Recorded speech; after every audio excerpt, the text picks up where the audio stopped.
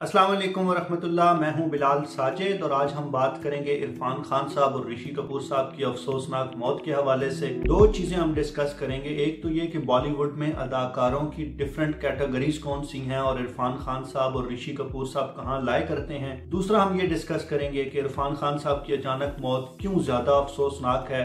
उनका एक खत भी सोशल मीडिया पे गर्दिश कर रहा है और उस पर मुख्तलिफ किस्म के रिएक्शंस भी आ रहे हैं लोगों के। देखिए, सबसे पहली बात तो ये है कि बॉलीवुड में अदाकारों को आप तीन बड़ी कैटेगरीज में तकसीम कर सकते हैं। पहली तरह के वो लोग हैं जो अपने फन के हवाले से दर्जा कमाल को पहुंचे हुए हैं और वो स्टार भी बहुत बड़े हैं। उनको जो रिकग्निशन, जो शोहरत मिलनी चाहिए थी, इंडिया के अवाम और बॉलीवुड की फिल्म इंडस्ट्री ने उन्हें वो शोहरत और वो रिकग्निशन दी है जिसके वो दुरुस्त मानों में हकदार थे। इसमें सबसे ऊपर अमिताभ बच्चन साहब हैं, फिर आमिर खान हैं, नसीरुद्दीन शाह हैं, नवाजुद्दीन सिद्दीकी हैं, इरफान खान हैं। ये सारे वो लोग हैं जो फन के हवाले से भी दर्जा कमाल को पहुंचे हुए हैं और इनको रिकग्निशन भी पूरी तरह मिली है।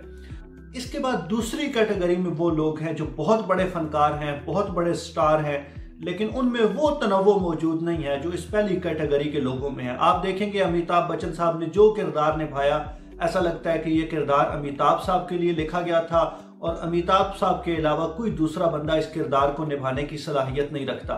आमिर खान ने हमेशा यूनिक आइडियाज को टेकअप किया और जिस किरदार को निभाया लगता था कि ये किरदार आमिर खान के लिए लिखा गया है और आमिर खान से बेहतर कोई शख्स इस किरदार को निभा नहीं सकता।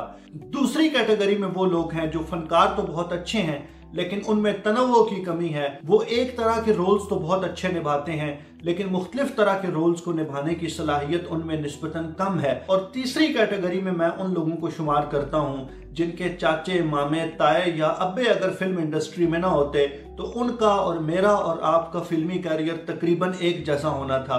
अभिषेक बच्चन उसकी जीती जागती मिसाल है, या सलमान खान को जितना बड़ा स्टार समझा जाता है फन के हवाले से शायद वो उस कैटेगरी में लाए न करते हों।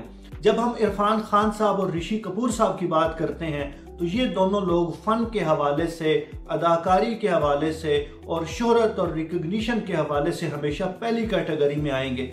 ये वो लोग हैं और ख़ुसूसन इरफान खान और नवाजुद्दीन सिद्दीकी जैसे जो लोग हैं, इन्होंने ये साबित किया है कि किसी फील्ड में कामयाब होने के लिए, ख़ुसूसन फिल्म इंडस्ट्री में कामयाब होने के लिए ज़रूरी नहीं है कि आप खूबसूरती के उस आम फहम तस्वर पे पूरा उतरें, आप लुक्स के उस तस्वर पे पूरा उतरें। इन लोगों ने अपने फन से, अपनी सलाहियत से अपने आप को मनवाया है। ऋषि कपूर साहब जितने बड़े फनकार थे, उनके साथ काम करने वाले, उनके साथ इंटरेक्शन रखने वाले लोग ये कहते हैं कि वो उससे ज़्यादा महान इंसान थे, वो उससे ज़्यादा बड़े इंसान थे। और ये बहुत मुश्किल होता है कि आप कामयाबी और शोहरत की उस बुलंदी पे पहुंच चुके हों, उसके बाद भी आप ज़मीन के साथ लग के रहें, उसके बाद भी आप दूसरे इंसानों को अपने जैसा इंसान समझें। इरफान खान साहब की अचानक मौत दो हवालों से बहुत अफसोसनाक है। एक तो ये कि इरफान खान साहब बहुत कम उम्री में, बहुत नौजवानी में हमें दागे मफारकत दे गए हैं। मेरा ये ख्याल है कि जिस दर्जे के वो अदाकार थे, जो उनका फ़न था, जो उनकी सलाहियत थी, उनके इस तरह अचानक चले जाने से फिल्म इंडस्ट्री का बहुत बड़ा नुकसान हुआ है। आप अगर याद करें तो म्यूजिक इंडस्ट्री को इसी तरह का एक धचका उस्ताद नुसरत फतेह अली खान साहब के जाने से लगा।